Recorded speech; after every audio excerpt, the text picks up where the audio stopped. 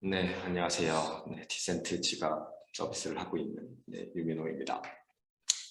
오늘은 간단하게 저희가 지갑 서비스를 만들면서 블록체인 기술하고 지갑 서비스의 UX 사용자 경험이 만나는 지점들이 종종 있더라고요. 그래서 그런 것들에 대한 이야기들을 글로 하나씩 써볼까 그러고 있는데, 그 중에 첫 번째로 가장 간단한 어프로브라는 어떤 트랜잭션과 관련된 기술적인 이야기, 그리고 그것과 관련된 UX와 관련된 이야기, 이런 얘기들을 한번 말씀해 드리려고 해요.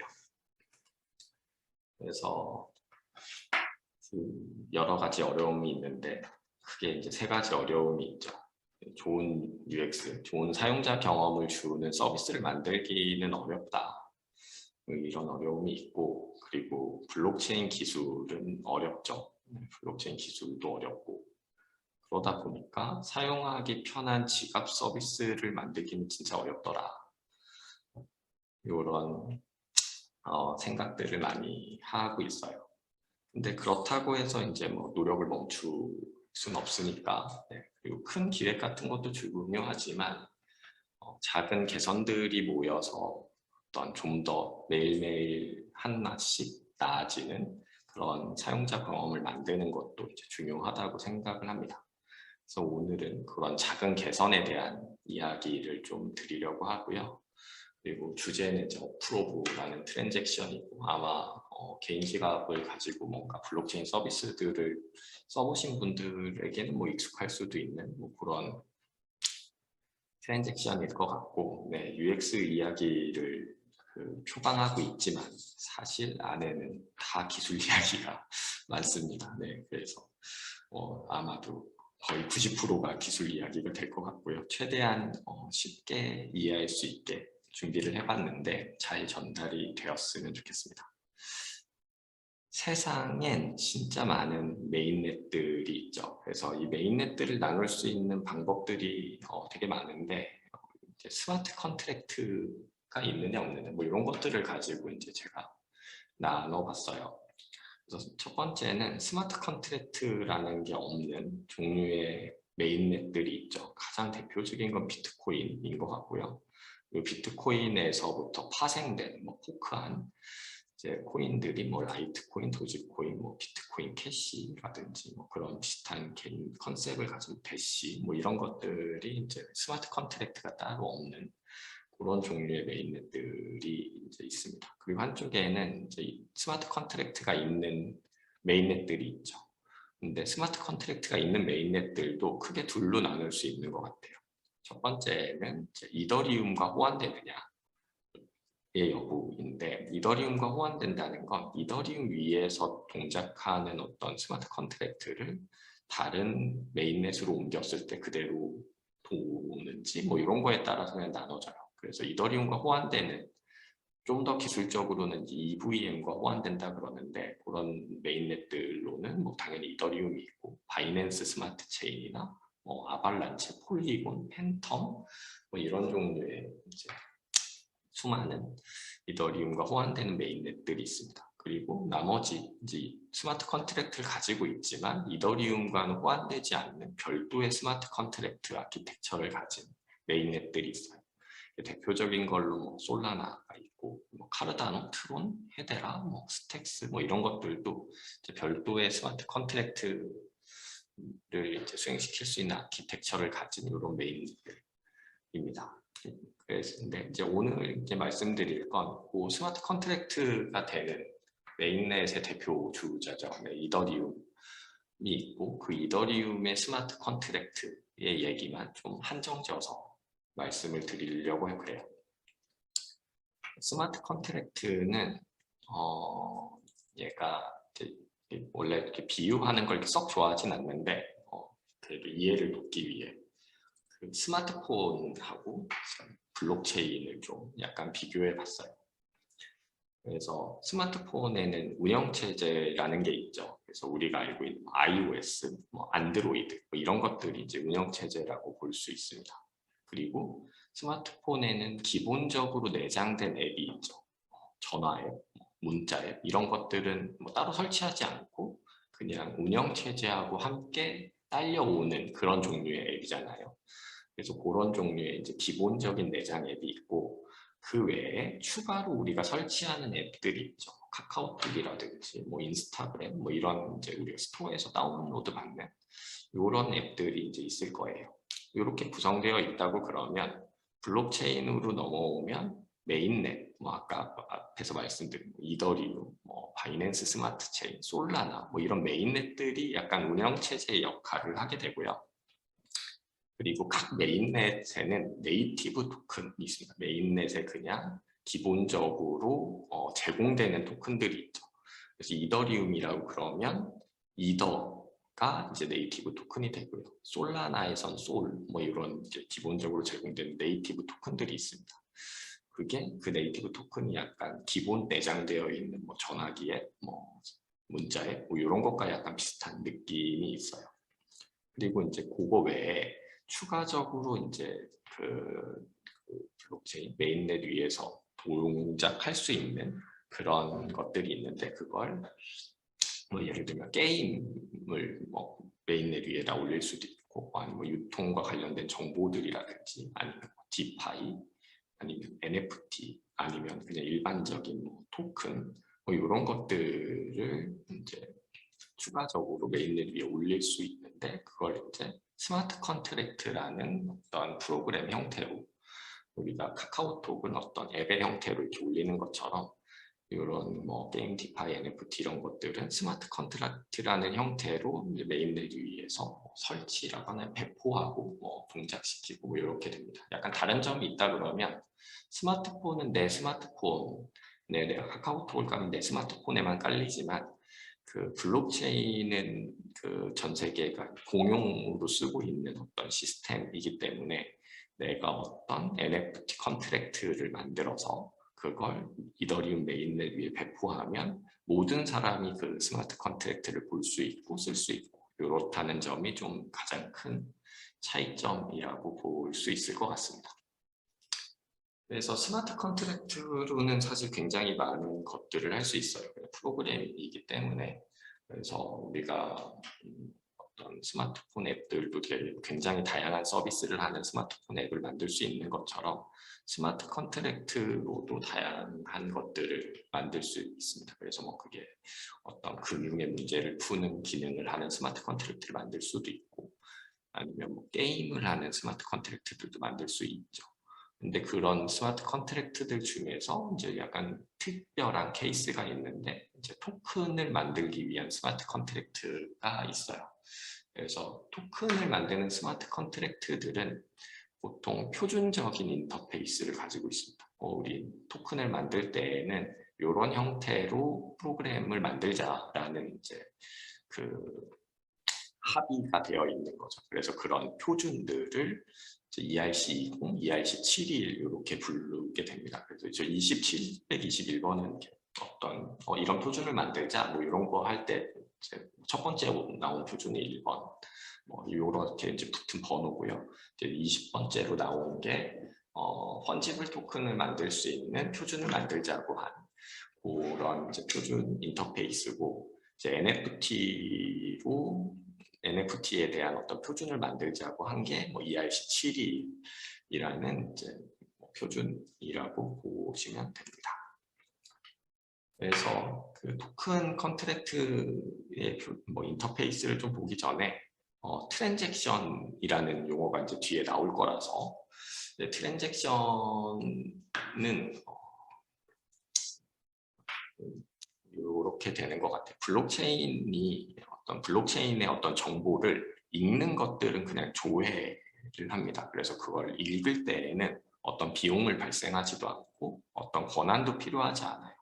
그냥 공개되어 있는 어떤 데이터를 그냥 읽어오는 거죠. 근데 블록체인 안에 어떤 데이터를 쓰거나 어떤 데이터를 업데이트를 하려면 그 업데이트를 할 수 있는 권한이 있는지를 확인하는 과정과 그 업데이트를 하기 위한 비용이 발생을 합니다. 그래서 그런 것들을 쓰거나 뭐 상태 변화를 시키는 어떤 행동들 그런 것들을 이제 트랜잭션이라고 부릅니다. 그래서 코드네요. 네, 요건 그 일반적인 펀지블 토큰을 만드는 우리가 알고 있는 대부분의 토큰들이 이더리움과 비트코인 뭐 이런 메인넷의 네이티브 토큰을 제외한 일반적인 토큰들이 ERC20 표준을 거의 대부분 따르고 있는데 그거에 대한 인터페이스예요. 그래서 그 일반적인 토큰을 만들 때에는 요런 기능들을 제공하도록 만들어 놓자라고 하는 이제 표준이라고 이제 생각하시면 될 것 같고요. 그래서 기능들이 이렇게 뭐 9가지 리스트가 되어 있는데 하나씩 보면 위에 뭐 네임이라는 건 이 토큰의 이름을 이제 조회할 수 있는 기능이고 그래서 좋을까요? 그 다이 토큰이다 그러면 네임을 하면 무슨 다이라는 이름이 나오고 심볼은 그 토큰의 그 티커라고 그러죠. 다이는 DAI, 뭐 유니스왑이면 UNI고 뭐 이런 심볼을 조회할 수 있는 그런 이제 기능들이고 데시멀은 뭐 소수점을 조회할 수 있고 아니면 뭐 이 토큰의 총 공급량을 조회할 수 있는 뭐 기능이 있다든지 아니면 특정 어드레스가 가진 뭐 잔액들을 조회할 수 있는 뭐 이런 기능들이 이제 있고요. 그리고 토큰을 전송할 수 있어야 되니까 전송할 수 있는 그런 기능들도 있고 그리고 뭐 다른 토큰의 전송을 승인해주는 뭐 이런 기능들도 있습니다. 그리고 내가 얼마나 승인을 해줬는지를 다시 조회해 볼 수 있는 그런 기능들이 있는데 이런 9가지 기능들 중에서 위에 뭐 조회와 관련된 것들은 뭐 이렇게 트랜잭션이나 어떤 비용이 발생하지 않는 그냥 읽어드리면 되는 기능들이고요.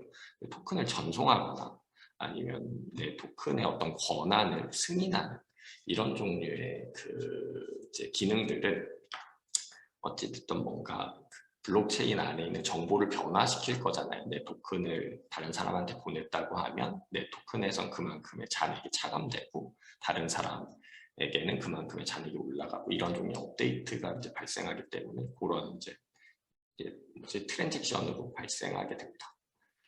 그리고 이건 ERC271 NFT를 만들기 위한 이제 표준 인터페이스예요. 얘도 이제 한 9가지 정도의 기능들이 있고 약간 비슷한 듯 하지만 약간씩 다른 기능들이 있습니다. 그래서 NFT의 뭐 잔액을 조회, 내가 몇 개를 가지고 있는지, 그 하나의 NFT 컨트랙트들 중에 그 컬렉션 중에 내가 몇 개를 가지고 있는지 조회하거나 아니면 특정 NFT에 대해서 이걸 누가 가지고 있는지 뭐 조회한다거나 아니면 얘도 똑같이 NFT를 전송한다거나 아니면 뭐 다른 주소에 뭘 승인해 준다거나 아니면 그런 승인된 정보를 조회하는 이런 종류의 이제 기능들을 가지고 있고요. 얘도 이제 NFT를 전송하거나 아니면 어떤 다른 주소에 뭘 승인해 주는 이런 것들을 제외한 나머지들은 이제 일반적인 조회 기능이고 그 2가지 기능이 이제 트랜잭션으로 이루어지는 기능이라고 볼 수 있습니다.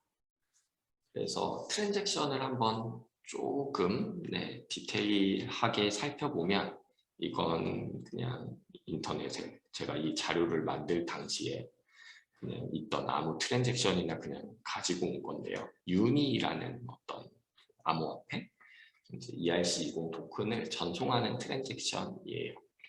그래서 맨 위에 보시면 뭐가 이렇게 4분 전에 뭐 트랜스퍼를 했는데 뭐 0xB739라는 어떤 주소에서 0x88A1 뭐 이런 주소로 7.47개의 유니 토큰을 전송했어. 뭐 이런 종류의 트랜잭션인데 이 트랜잭션을 이제 안으로 좀 더 자세히 살펴보면 이건 그 이더 스캔이라는 블록체인 안에 있는 정보를 사람이 눈으로 볼 수 있게 표시해주는 어떤 웹사이트에서 보여지는 화면이고요.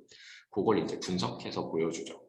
그래서 뭐 누가 보낸 거고 어떤 이런 정보들이 쭉 나오는데 이 정보가 실제로 그걸 더 안쪽으로 들어가 보면 오른쪽과 같은 이런 형태로 이제 트랜잭션이 구성되게 돼요.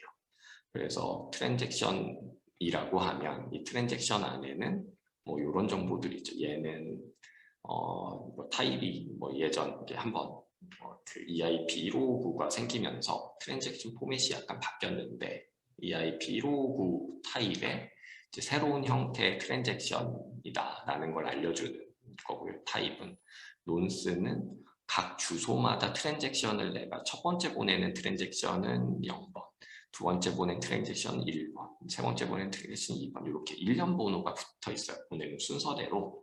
그래서 그런 이제 일련 번호를 나타내는 값이고요. 논스는 그래서 40만 5,465라는 건 요 주소, 지금 이걸 보내고 있는 요 주소에서 트랜잭션을 이미 40만 번 이상 수행했던 적이 있는 주소라는 거죠. 그리고 요 밑에 있는 것들은 이제 수수료입니다. 그래서 이더리움이나 어떤 메인넷 위에다가 내가 트랜잭션을 그런 기능을 쓰려면 그 블록체인을 사용하는 수수료가 필요하게 되는데 그 수수료에 대한 정보들이고요. 그리고 밸류 값은 내가 보내려는 이더의 값인데 지금 이 트랜잭션은 이더를 보내는 건 아니고 윤이라는 어떤 토큰을 보내는 거라서 이더의 값은 0이고 그리고 이 체인 아이디가 1번이라는 건 이더리움 메인넷이라는 뜻입니다. 그래서 아까 이더리움 호환 체인들이 여러 개가 있다고 그랬는데 이 체인 아이디가 각각 그 호환되는 메인넷들마다 정해져 있어요. 그래서 그 번호를 나타내는 이런 값이 되고 그리고 to가 이제 보내는 주소가 사실 지금 여기서 보면 이런 B739라는 주소에서 8AA1이라는 주소를 보내고 있는데 to에 들어가는 주소가 이 주소는 아니에요. 이 to에 보내는 주소는 유니라는 토큰에 그 이제 ERC20으로 만들어진 스마트 컨트랙트가 있을 텐데 그 스마트 컨트랙트의 주소가 됩니다. 그래서 이걸 보고 지금 얘는 유니스왑이라는 토큰을 보내고 있구나 뭐 이런 걸 알게 되고요. 그런 다음에 아까 기능들이 이렇게 약간 코드 형태로 되어 있었잖아요. 그래서 나는 어떤 기능을 쓸 거야. 그러면 이 토큰, 이 스마트 컨트랙트에 나는 어떤 기능을 쓸 건지 뭐 이런 것들이 이제 데이터에 들어가게 됩니다. 그래서 이렇게 생겨먹은 건 트랜스퍼라는 기능을 쓰겠다는 뜻이고 요 이제 트랜스퍼가 받는 이제 입력 값이 두 개가 이제 어떤 주소로 보낼 거냐 그리고 얼마나 많은 양을 보낼 거냐 요게 이제 인풋 값으로 받는데 그런 정보들이 이렇게 따라 들어옵니다. 그래서 여기 받는 주소가 여기는 주소와 같게 되죠. 그리고 요건 이제 전송하는 양을 이제 그 개발자들만 알아볼 수 있는 어떤 숫자로 나타내게 된 거고요. 뭐 이런 식으로 이제 트랜잭션이 일어나요. 그래서 이게 이제 뭐 트랜스퍼 말고 다른 기능을 쓰겠다 그러면 다른 기능에 대한 뭐 코드 값이 들어가겠죠. 그리고 그거에 맞는 인풋 값이 들어가야 돼요. 그런 식으로 실제 트랜잭션을 만들어서 블록체인에 보내면 블록체인이 이제 메인넷들이 그런 걸 처리하는 그런 구조로 되어 있습니다. 근데 이제 아까 이런 이제 기능들 인터페이스를 볼 때 어프로브라는 애가 있었죠. 트랜스퍼는 사실 뭔지 직관적으로 알 수 있잖아요. ERC 토큰이라 그러면 내가 토큰을 누군가한테 보내는 거고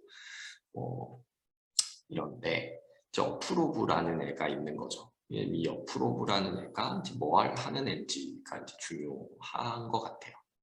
그래서 이게 어프로브라는 기능이에요. 인터페이스에 대한 설명입니다. 영어로 이렇게 막 잔뜩 써 있는 뭐 이런 내용인데 이게 사실 이제 결국 어떤 것인지를 그냥 보면 어프로브라는 기능은 두 개의 입력값을 받아요. 어떤 주소랑 어떤 값을 받죠. 그래서 내가 가진 토큰을 요 주소에 요만큼 내 토큰을 전송할 수 있는 권한을 주는 거예요. 뭔가 되게 왜 이런 짓을 하지 하나 싶은 정도의 기능이죠. 그래서 내가 갖고 있는 만약에 내 토큰이 100개가 있었는데 그 중에 50개는 다른 애가 그 50개를 가져다가 딴 데로 보낼 수 있는 권한을 주는 뭐 이런 종류의 트랜잭션입니다. 정말 승인하는 거죠.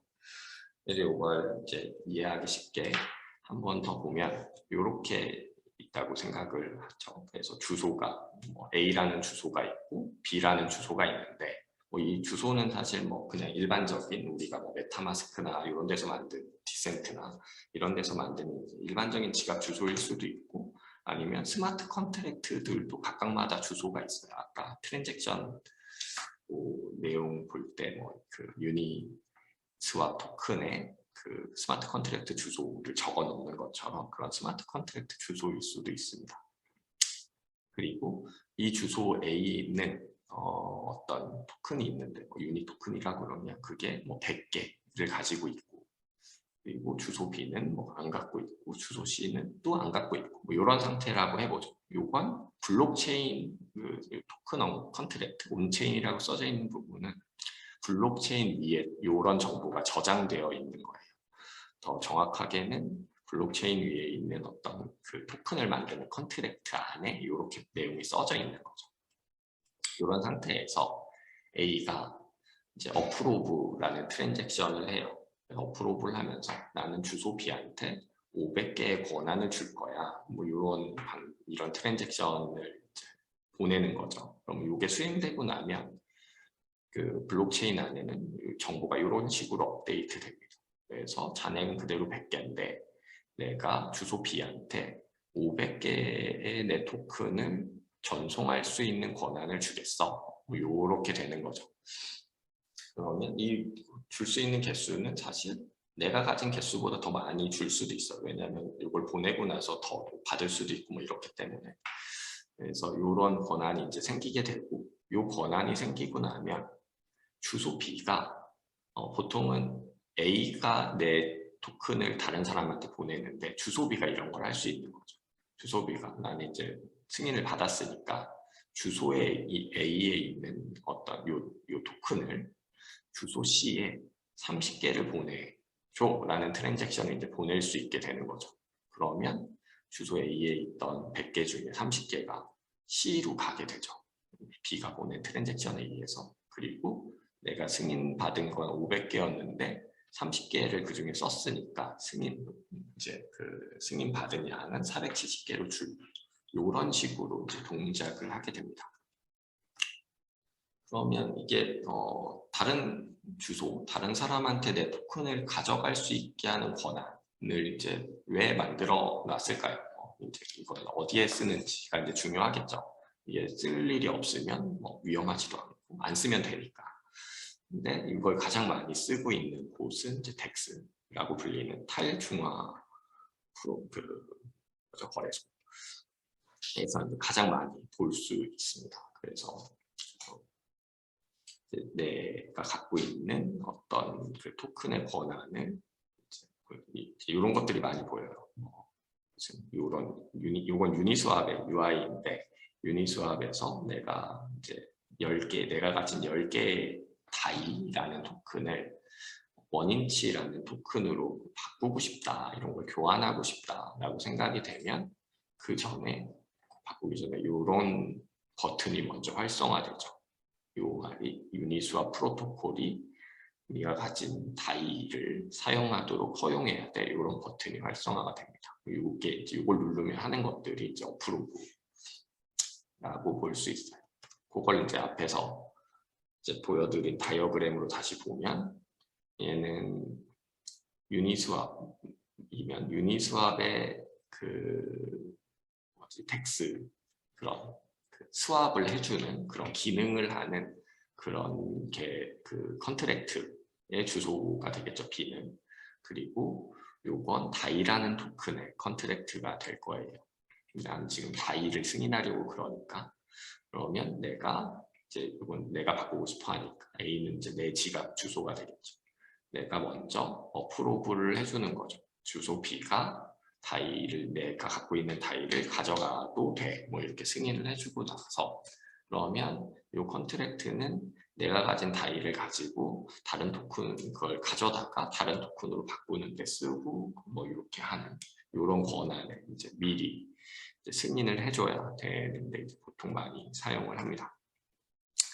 근데 이걸 굉장히 많이 쓰고 굉장히 다양한 DApp들에서 어프로브 트랜잭션을 하게 되는데 앞에서 이렇게 쭉 보시면 아시겠지만 이게 굉장히 내 자산의 안정성이나 뭐 이런 것들을 이제 위협할 수 있는 그런 요소가 되죠. 누군가에게 이제 특정 누군가한테 우리 집에 있는 특정한 자산을 가져갈 수 있는 열쇠를 주는 것과 비슷하기 때문에 그래서 어프로브를 컨트랙트가 아닌 일반 주소로 승인하는 경우 일반 주소한테 승인하는 경우는 사실 별로 없어요.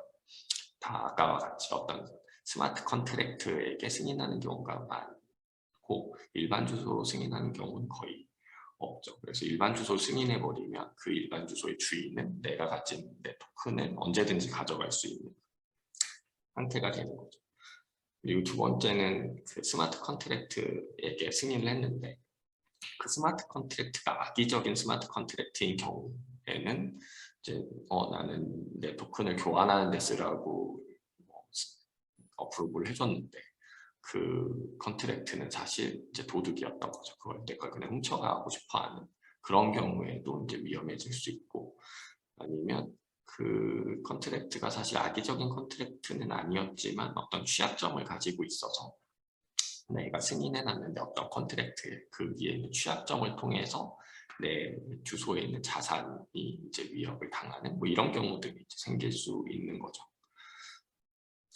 그래서 이런 이제 굉장히 특별한 어떤 이런 트랜잭션들이 있는데 이게 굉장히 복잡한 내용이죠. 이걸 이렇게 쭉 다 이해하고 뭐 이런 이제 내용들이 많지도 않고 기술은 복잡하지만 그래도 UX는 심플하게 갈수록 더 좋은 것 같고, 그리고 이런 종류의 특별한 트랜잭션은 별도로 뭔가 특별한 UI가 필요하지 않은가 뭐 이런 생각을 했습니다. 그래서 일반적인 트랜잭션은 이건 디센트의 그 스크린샷인데 디센트에서 유니스왑이라는 덱스를 이용해서 뭔가 다른 것들을 진행하는 이런 그 트랜잭션을 할 때 그 화면이에요. 그래서 아까 트랜잭션의 기본 구조, 뭐 누구하고 지금 통신을 하는 것인지, 그리고 내가 가진 이더의 잔액은 얼마인지, 그리고 뭐 수수료는 얼마나 낼 건지, 그리고 수수료를 내고 나면 얼마큼의 잔액이 남는지, 그리고 뭐 수수료를 뭐 더 정밀하게 세팅할 수도 있고, 그리고 이 트랜잭션이 무슨 일을 하는지 뭐 이런 것들을 보여주는 기본적인 트랜잭션의 정보를 보여주는 UI가 이제 보통인데, 어프로브인 경우, 이 트랜잭션이 그냥 일반적인 트랜잭션이 아닌 어프로브인 경우는 이제 별도의 사용자의 알람을 주는 거죠. 그래서 이건 사실 어프로브 트랜잭션이야. 그래서 지금 요런 종류의 가진 지금 토큰의 권한을 요 주소한테 지금 부여하려고 하는 거. 그리고 이게 뭐 요런 기능들을 하는 거니까 이걸 확인해보고 이게 지금 이 사이트가 믿을 수 있는 사이트인지 아니면 이 주소가 믿을 수 있는 주소인지 이런 것들을 확인해보고 진행하는 게 좋겠다. 뭐 이런 종류의 이제 알람을 띄워주는 거죠. 그래서 이런 이제 요런 먼저 이렇게 환기시켜주는 이런 것들을 먼저 하고 나서 그 다음에 이제 넘어가고 나면 아까 일반적인 트랜잭션처럼 처리되는 뭐 이런 것들이 이제 더 신경 써야 되는 UI 포인트가 되는 것 같아요. 그래서 여기서 이제 더 나가면 이게 사실 뭐 저런 게 하나 있다고 모든 위험이 뭐 다 없어지거나 사실 그렇진 않기 때문에 이게 만약에 일반 주소인지 컨트랙트인지 이런 걸 판별해주고 뭐 일반 주소인 경우에 더 강한 경고를 보여준다거나 아니면 특정 컨트랙트 주소 뭐 예를 들면 유니스왑은 uniswap.org라는 사이트에서는 얘가 통신하는 컨트랙트가 뭐더라 뭐 그런 화이트 리스트를 이제 등록해 놓는다든지 뭐 이런, 아니면 더 나아가면 컨트랙트 자체에 약간 그 오딧 정보나 뭐 이런 것들을 모아놓고 있다가 그런 정보들을 같이 보여주는 뭐 이런 것들을 이제 더 개선한다고 하면 할 수 있는 일들이 되는 것 같습니다. 네, 그래서 예, 여전히 뭐 이런 걸 하나씩 한다고 엄청 갑자기 쉬워지거나 엄청 좋아지거나 엄청 안전해지는 것은 아니지만, 그래서 이런 개선들이 그래도 계속 꾸준히 모여서 이제 좀 더 한 발씩 나가게 되는 게 아닌가 뭐 이런 생각을 많이 합니다. 네, 제가 오늘 준비한 내용은 여기까지입니다. 감사합니다.